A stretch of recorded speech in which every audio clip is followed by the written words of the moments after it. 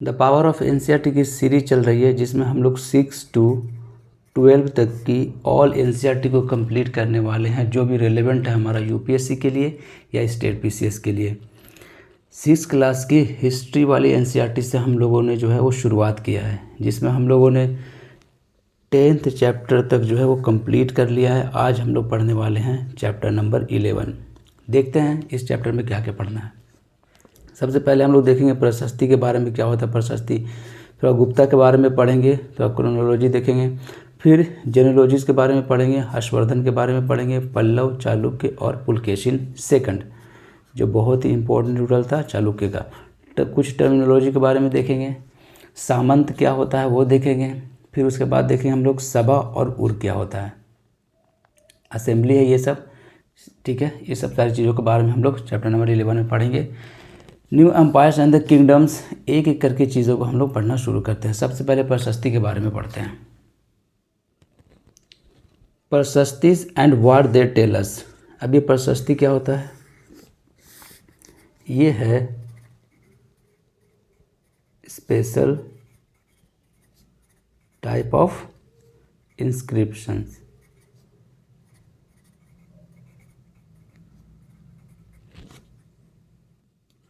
which praise someone, ठीक है। इस तरीके के इंस्क्रिप्शन को क्या कहते हैं, प्रशस्ति कहते हैं, जो दूसरों की क्या करे, बड़ाई बयान करे, प्रशंसा करे। रीड करते हैं और चीज़ें जो है क्लियर हो गई। Arvind was suppose to be acting as a Samudragupta, ये है Arvind, a famous ruler of dynasty known as Gupta. We know what about Samudragupta from a long inscriptions, actually a poem in Sanskrit composed by his court poet Harishen. Harishen is the court poet of Samudragupta. Question number 1. Nearly 1700 years ago, this was inscribed on the Ashokan pillar at Allahabad. ये question number 2 हो गया, ठीक है। Ashokan inscription of Allahabad is related with the Gupta Empire. Gupta से related है, पहली बात। दूसरी बात क्या, समुद्रगुप्त का जो कोर्ट पोएट है उनका नाम क्या है, हरिसेन। हरिसेन के पास क्या क्या डेजिग्नेशन था वो भी सारी चीज़ों को हम लोग देखेंगे। This inscription is of special kind known as prashasti, a Sanskrit word meaning in praise of, दूसरों को क्या करना, बड़ाई बयान करना, प्रशंसा करना। While prashastis were composed for some of the rulers you read in chapter number 10, some of the Gautamiputra Shri Satakarni के बारे में हम लोग चैप्टर नंबर 10 में जो है वो पढ़ा है। They become far more important from the time of the Gupta. आगे चलते हैं, ये था प्रशस्ति के बारे में। और भी चीज़ें देखेंगे कि समुद्रगुप्त प्रशस्ति क्या होता है। समुद्रगुप्ता's प्रशस्ति, let us C what Samudragupta's prashasti tell us. The poet praise the king in glowing terms, क्या क्या टर्म इस्तेमाल करता है भैया, वॉरियर है, as a king who won victories in the battle, who was learned and best of poets, क्योंकि सब तारीफ किया जा रहा है इसको। He is also describe as equal to the gods, इतना ज़्यादा तारीफ कर दिया कि गॉड को बराबर ला के खड़ा कर दिया। यह है प्रशस्ति की खासियत। The prashasti was compose in very long sentences, here is a part of the one sentence, ठीक है। देख लेते हैं क्या है।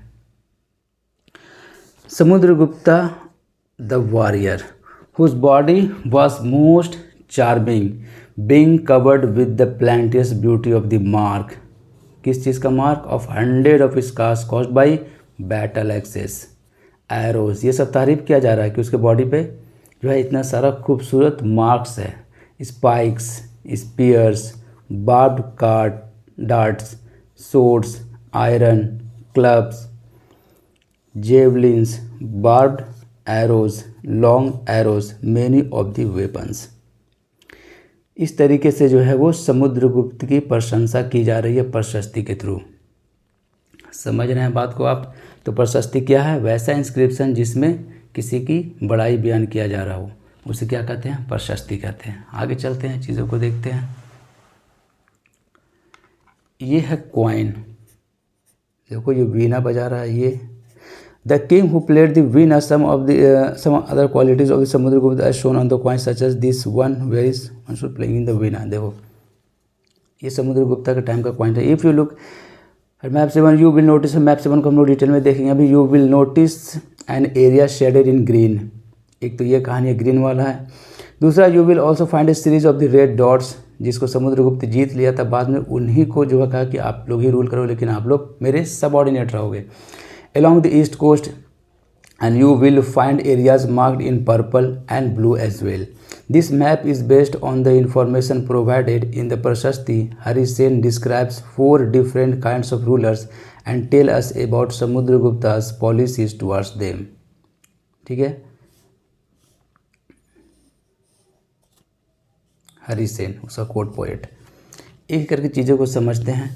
द रूलर ऑफ आर्यवर्त, ये कौन था? ये था ग्रीन वाला एरिया. मैप देख लेते हैं.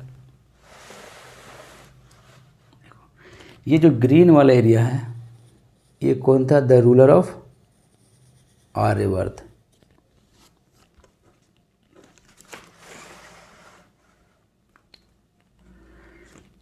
The area study in the green are the map. Here are the where the 9 rulers. कितने रूलर्स थे? 9 ruler who were uprooted and their kingdoms were made a part of Samudragupta empire.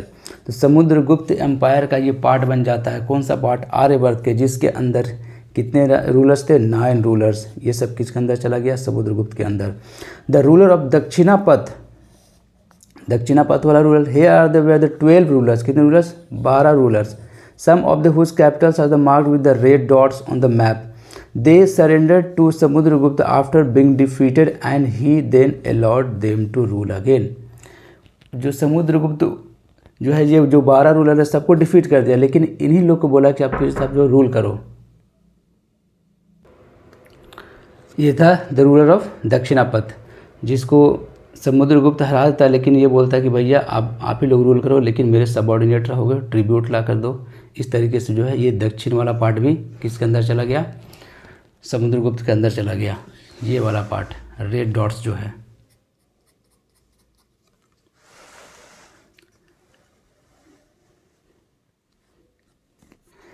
The inner circle of neighbouring states, the inner circle of neighbouring states including Assam, coastal Bengal, Nepal and a number of gana या sangha in the north waste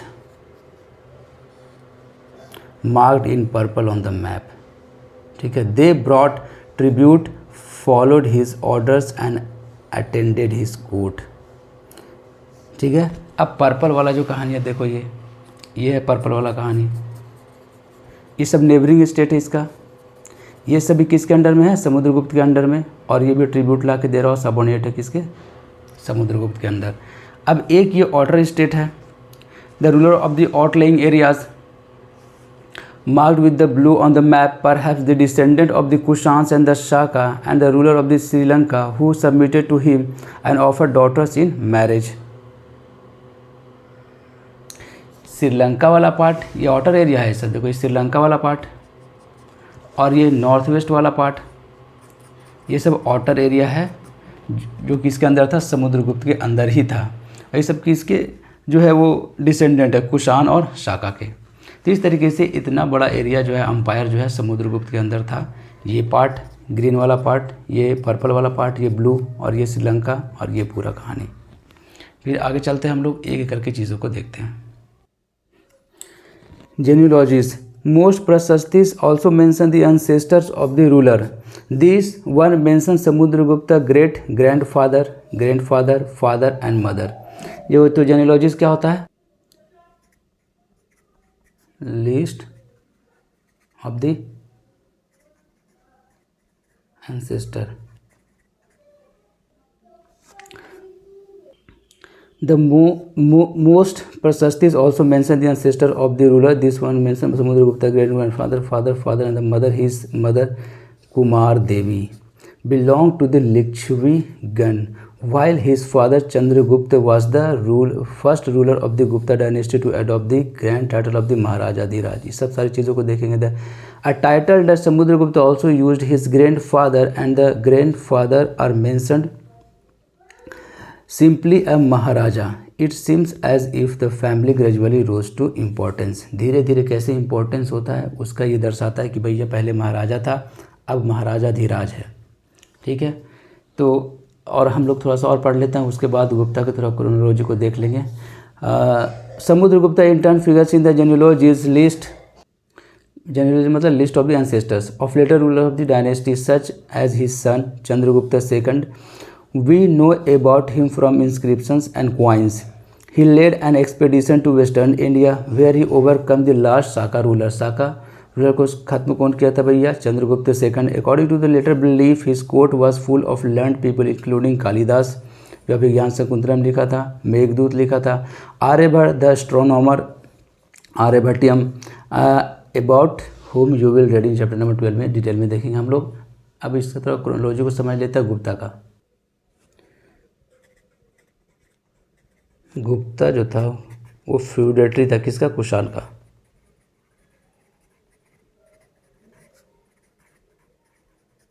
feudatory of Kushan. और Gupta empire जो है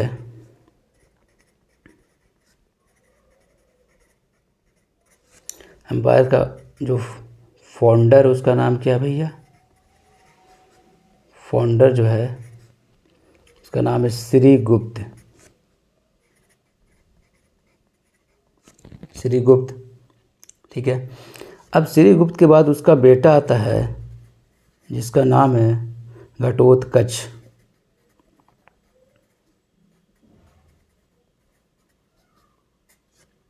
उसके बाद इसका बेटा आता है जिसका नाम है चंद्रगुप्त फर्स्ट।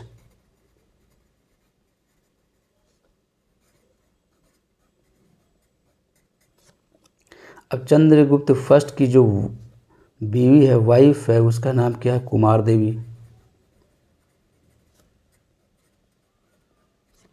देखो यहाँ भी दिया हुआ कुमार देवी। उसके बाद जो है ये कौन थी? लिच्छवी गण से बिलोंग करती थी।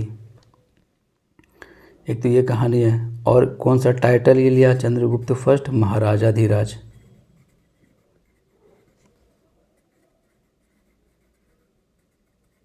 धीराज। ये चंद्रगुप्त फर्स्ट का जो बेटा था वही तो था समुद्रगुप्त, जिसके बारे में डिटेल में दिया हुआ है इस चैप्टर में।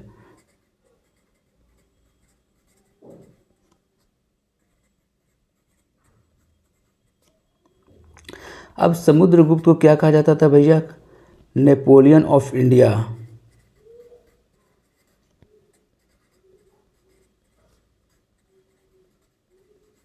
ऑफ इंडिया किसके द्वारा? By V.A. स्मिथ। ठीक है। और क्या इंपॉर्टेंट पॉइंट है इसके अंदर? और ये है कि दो बुद्धिस्ट स्कॉलर इसके कोर्ट में रहते थे जिसका नाम था असंग और वासुबंधु plus वासुबंधु।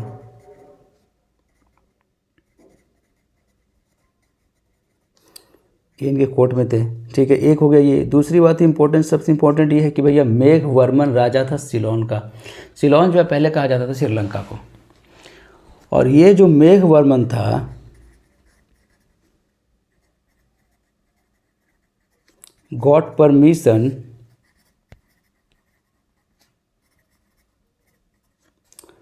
Bye Samudragupta to build monastery at Bodh Gaya. ठीक है, बोध गया में मोनेस्ट्री बनाने के लिए ये परमिशन किसको मिला भैया? मेघवर्मन को। असंग और वासुबंधु ये बुद्धिस्ट स्कॉलर है। बुद्धिस्ट स्कॉलर जो समुद्रगुप्त के कोर्ट में रहता था। समुद्रगुप्त को क्या कहा जाता है? Napoleon of India by V.A. Smith. Meghavarman को परमिशन मिला मोनेस्ट्री बनाने के लिए, किसके द्वारा? तो भैया समुद्रगुप्त के द्वारा। ये कुछ इंपॉर्टेंट चीज़ है समुद्रगुप्त के बारे में। अब हम लोग आगे पढ़ते हैं हर्षवर्धन एंड हर्षचरित्र। हर्षवर्धन के बारे में देखते हैं क्या कहानी है। While we can learn about the Gupta rulers from their inscriptions and coins, तो हर्षवर्धन के बारे में कैसे जानते हैं? उसके बायोग्राफी से। तो कुछ रूलर्स को हम लोग बायोग्राफीज के थ्रू भी जानते हैं, जिसका बायोग्राफी कौन लिखा था? बाण Bhatt. Harshvardhan who ruled nearly 1400 years ago was one such ruler. His court poet बाण Bhatt wrote his biography the Harshacharita. Harshacharita कौन लिखा? बाण भट्ट, जो किसका बायोग्राफी है? हर्षवर्धन की बायोग्राफी इन संस्कृत में, ये इंपॉर्टेंट है। This gives us the genealogy of Harsha and ends with his becoming king. Xuanzang about whom you देख लें also spend a lot of the time of the Harsha court. तो हर्षा कोर्ट में जो ये चाइनीज़ पिलग्रिम जिसका नाम है श्वेंग तसांग, ये रहता था। तो यहाँ से सवाल आ जाता है। And left a detail account of what he saw. Harsha was not the eldest son of his father but became king of Thanesar. After both his father and elder brother dead, इन लोग दोनों को मृत्यु होने के बाद his brother in law was the ruler of Kannauj. इसका brother in law जो था कहाँ तक रूलर का था? कन्नौज। इसको भी कौन मार देता भैया? Ruler of Bengal. And was killed by the ruler of the Bengal. Harsha took over the kingdom of Kannauj. Kannauj भी हर्षा के अंदर में चला आता है। And then led an army against the ruler of Bengal. चलो ये तो सक्सेसफुल हो गया। फिर मगध वाला और ये बंगाल वाला एरिया पूरा किसके अंदर में आ गया? हर्षा के अंदर में आ गया। Also he was the successful in the east and the conquered both Magadha and the Bengal. He was not as successful elsewhere. कहाँ? जब पुलकेशिन सेकंड से भिड़ता है ये। He try to cross the Narmada to march into Deccan. Deccan की तरफ हो जाने का कोशिश करता है by the Narmada river, but he is stopped by the Pulakeshin second and also defeated. ठीक है। The Deccan but was stopped by the ruler belonging to the Chalukyas dynasty named Pulakeshin second. ठीक है, यह है कहानी। एक देख लेते हैं शॉर्ट में क्या है। हर्षवर्धन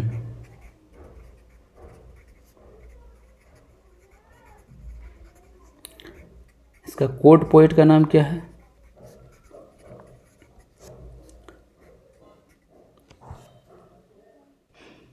ये कोर्ट पोएट का नाम क्या है भैया? बाण भट्ट।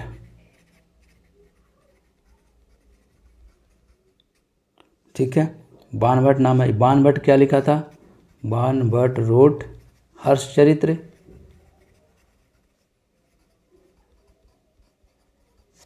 हर्षचरित्र किसकी बायोग्राफी है? हर्षवर्धन की बायोग्राफी है। और उसके बाद ये मार्च करता है कहाँ? हर्षवर्धन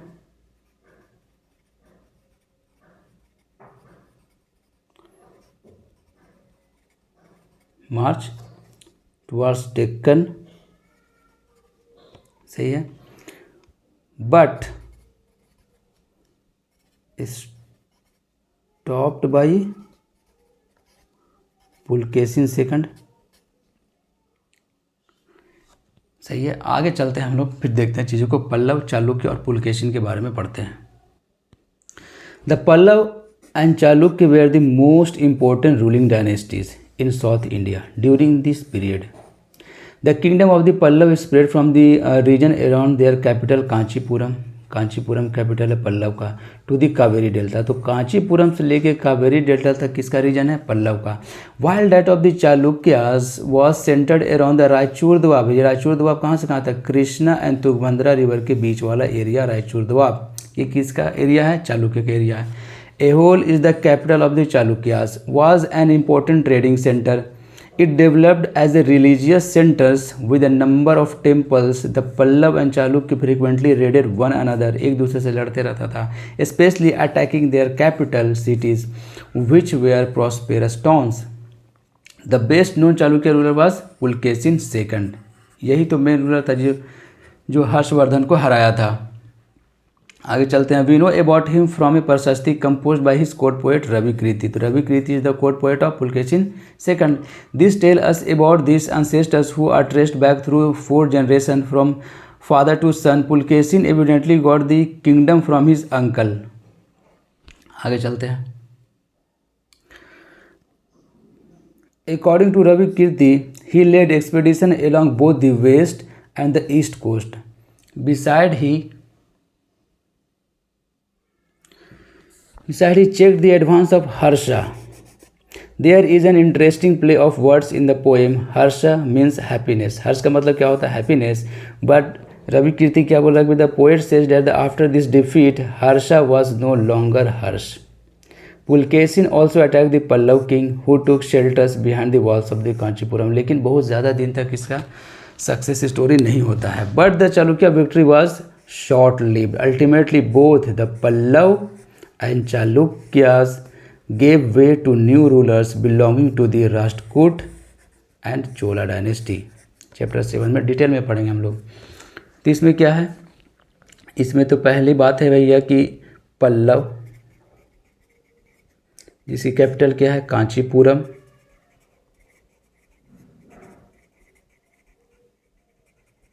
ठीक है, और कांचीपुरम से लेकर एक कावेरी तवाला तक एरिया के अंडर में था।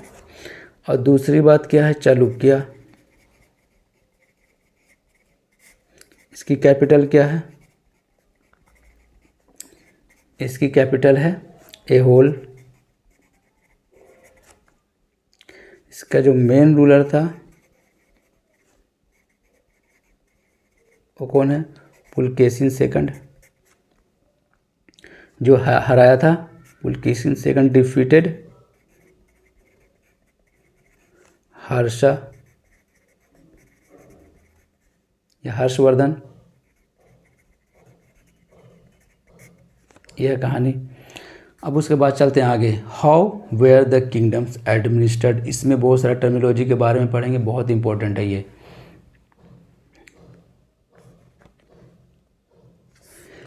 How were this kingdom administered? As in the case of the earlier king, land revenue remained important for these rulers and the village remained the basic unit of the administration. Village जो है basic unit of administration है।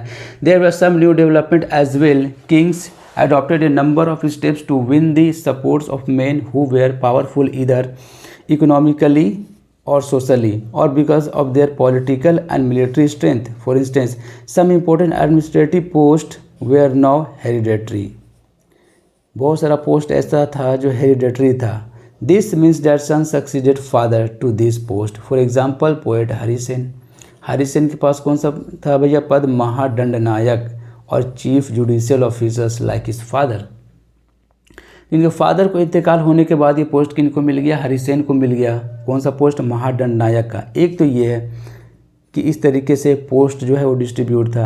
दूसरा कहानी क्या है? दूसरा कहानी ये है कि एक पर्सन जो एक से ज़्यादा जो ऑफिस को होल्ड करता था। देखते भैया, for instance besides being a mahadanda nayaka Harisena also a kumar amatya meaning an important ministers. और उसके बाद क्या? Sandhi vigrahika. Sandhi vigrahika the minister of war and peace. ये तीनों पोस्ट किसके पास था? ये तीनों पोस्ट था हरिसेन के पास। वो महादंड नायक भी था, वो कुमार अमात्य भी था, वो संधि विग्रहिक भी था। महादंड नायक बोले तो chief judicial officers, kumar amatya मतलब इम्पोर्टेंट मिनिस्टर हो गया, और sandhi vigrahika minister of peace and war. ये हो गया दूसरा सिस्टम। तीसरा कहानी क्या है? लोकल के लिए। लोकल एडमिनिस्ट्रेशन कैसा था भैया? दिस इंक्लूडेड दी नगर श्रेष्ठी। नगर श्रेष्ठी कौन होता था? चीफ बैंकर्स को कहा जाता था nagar shreshthi. Merchants of the city, sarthavaha और leader of the merchants of caravan. The prathama kulika. प्रथम कुलिक कौन हुआ करता था? The chief of the craftsman and the kayasthas head of the scribes. ये है कहानी जो है वो किस तरीके से किंगडम को एडमिनिस्ट्रेट किया जाता था, क्या क्या इसका एलिमेंट है, क्या क्या इंस्ट्रूमेंट है, और क्या क्या पद जो है उनको दिया जाता था, कैसे कैसे ये डिस्ट्रीब्यूशन था सारा डिजिग्नेशन का। ठीक है, ये टर्मिनोलॉजी बहुत इंपॉर्टेंट है। यूपीएससी में ये सवाल जो है वो आ सकता है, कोई बड़ी बात नहीं है। ऐसा ही सवाल यूपीएससी में आता है, जहाँ भी इस तरीके का टर्म दिखे आप तुरंत नोट डाउन कर लो। और एनसीईआरटी में दिया हुआ तो और भी ज़्यादा इंपॉर्टेंट हो गया। शॉर्ट में समझ लेते हैं क्या है चीज़ें। पहला क्या है? पहली बात तो कि हेरिडेटरी सिस्टम था। हेरिडेटरी सिस्टम था, इसका मतलब ये हुआ कि फादर अगर इंतकाल किया तो वो पोस्ट किसको मिल गया? वो पोस्ट मिल गया उसके बेटा को। ठीक है,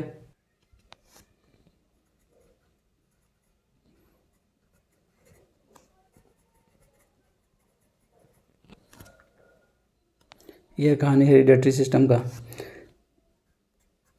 ठीक है, जैसे एग्जाम्पल के तौर पे हरिसेन, सेन के पास क्या था भैया? महादंडनायक।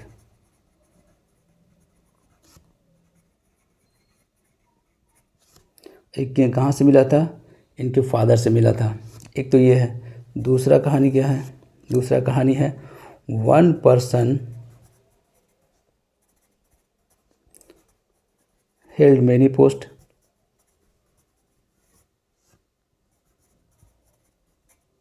एक तो ये है।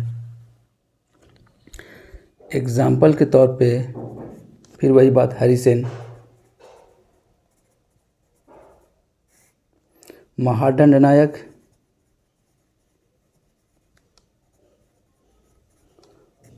प्लस और क्या थे इनके पास? कुमार अमात्य,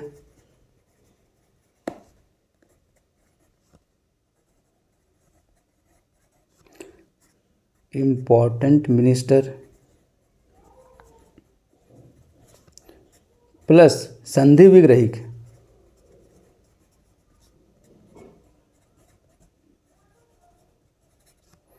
क्या? मिनिस्टर ऑफ पीस एंड वार।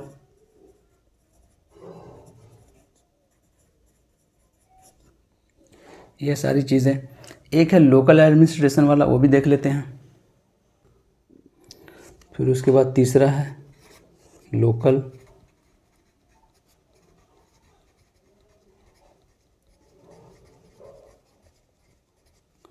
ठीक है। लोकल एडमिनिस्ट्रेशन में पहला क्या है? नगर श्रेष्ठी,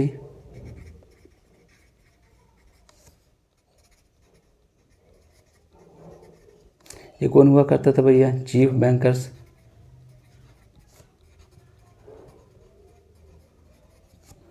दूसरा क्या है? सार्थव। अभी सार्थव कौन हुआ करता था? लीडर ऑफ कारवां, कारवां का नेता। तीसरा क्या है? तीसरा प्रथम कुलिक,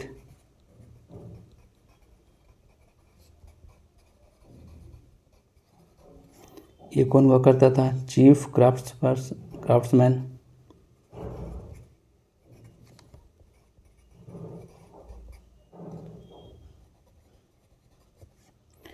फिर फोर्थ नंबर का कहानी। फोर्थ नंबर में कौन है? कायस्थ। ये कौन हुआ करता था? Chief of scribe. ये है कुछ टर्मिनोलॉजी जो आपको ध्यान रखना है। आगे चलते हैं। A new kind of army क्या है? लाइक अर्लियर रूलर, सामंत है, सामंत।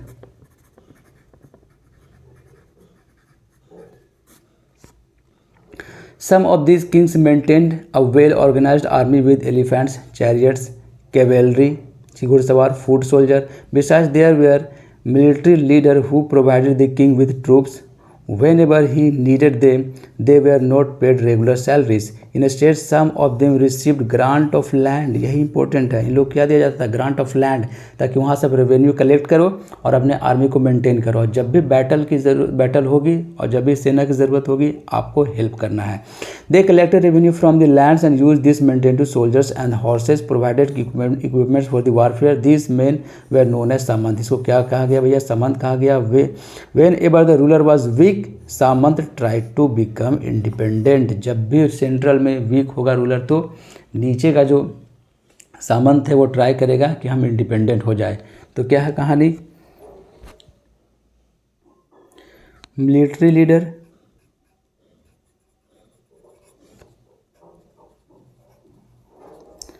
या landlord, big landlord,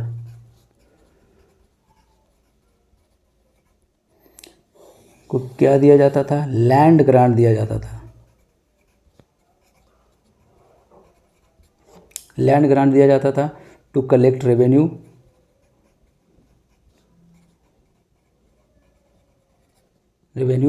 and maintain their army.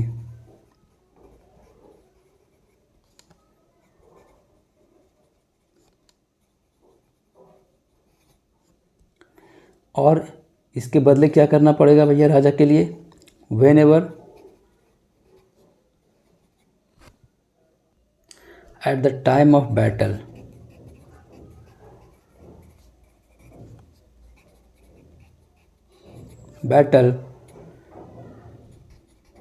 They helped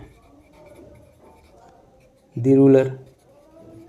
तो जो दिया गया लैंड ग्रांट इन लोगों को आर्मी को मेंटेन करने के लिए, वहाँ से रेवेन्यू कलेक्ट करके, तो इसके बदले में राजा के लिए वो क्या करेगा, जब भी वार हुआ, वार के टाइम में वो राजा को हेल्प करेगा, मिलिट्री, ठीक है, मिलिट्री प्रोवाइड करेगा।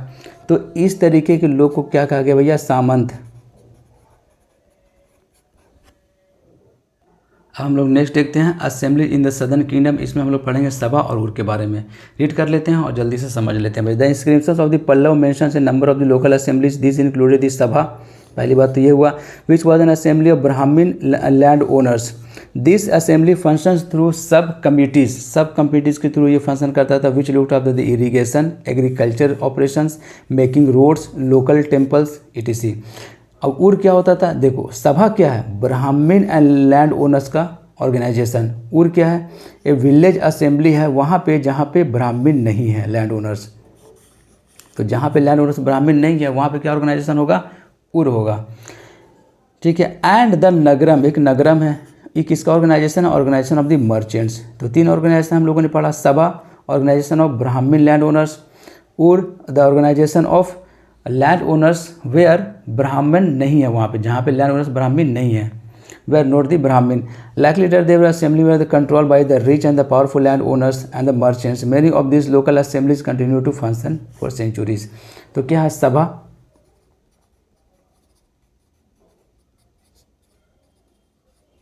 ऑर्गेनाइजेशन ऑफ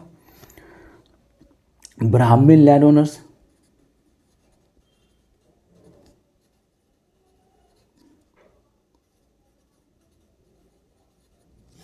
फिर उसके बाद उर, इम्पोर्टेंट है क्या, ऑर्गेनाइजेशन ऑफ लैंड ओनर्स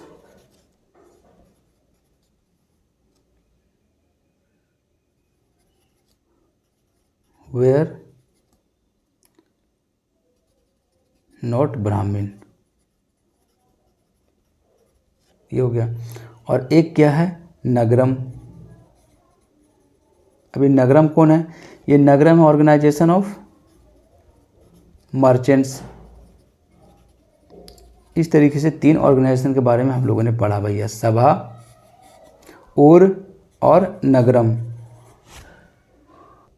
अभी लास्ट पैराग्राफ है, ordinary people in the kingdoms. We can catch an occasional glimpse of the lives of ordinary people from place and other accounts. Let us look at some of these. Kalidasa क्या लिखा है, अभिज्ञान शकुंतलम, यही important है और कुछ भी नहीं।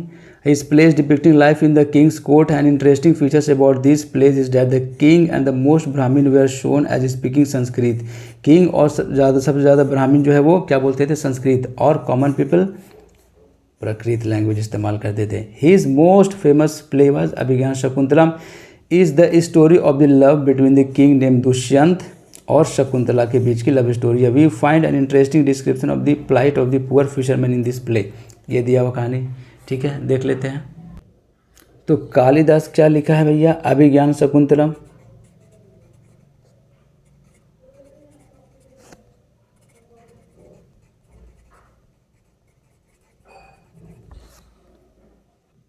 लव स्टोरी है ये,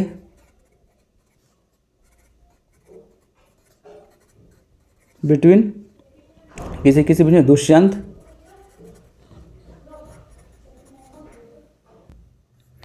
दुष्यंत एंड शकुंतला।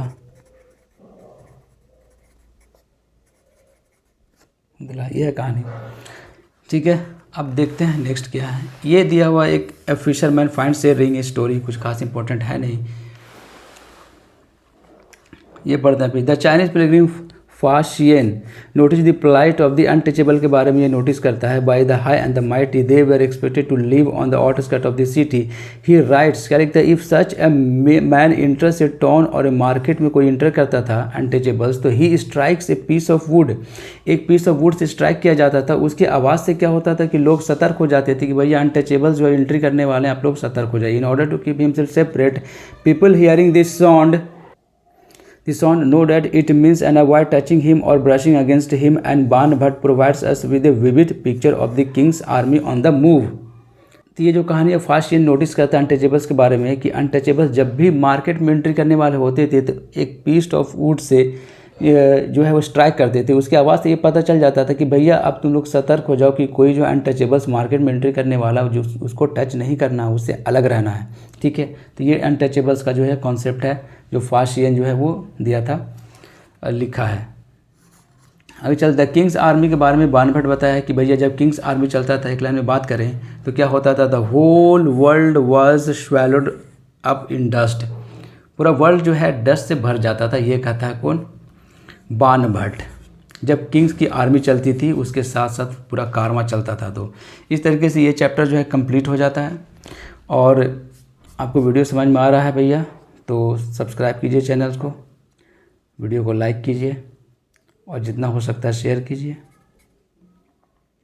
हर एक चीज़ को डिटेल में पढ़ाया जा रहा है। देखो ये सब कुछ खास इंपॉर्टेंट नहीं है, द किंग्स आर्मी और ये द फिशरमैन फाइंडरिंग, ये सिंपल स्टोरी है। अब इसमें वीडियो बहुत ज़्यादा लंबा हो जाएगा फिर पढ़ाने, इसको रीड करने में। आप रीड कर लेना, कुछ है नहीं इसमें। ठीक है, मेनली यही है कि the whole world was swallowed by up in the dust, ये कौन बोलता है, बान भट्ट कहता है। ठीक है, जब किंग आर्मी चलती थी तब। इस तरीके से ये चैप्टर नंबर 11 भी हमारा कंप्लीट हो गया। एक चैप्टर इसमें बच रहा है, चैप्टर नंबर 12, उसको हम लोग कंप्लीट कर लेंगे तो ये बुक कंप्लीट हो जाएगी। ये बुक कंप्लीट होते ही जो है नेक्स्ट जो वीडियो आएगा उसमें जितना भी क्वेश्चन है यूपीएससी और स्टेट पीसीएस से रिलेटेड वो सारा क्वेश्चन को करवाएंगे। ठीक है, आप बने रहिए सिस्टम वाइज के साथ। Best of luck for your exam. Thank you very much.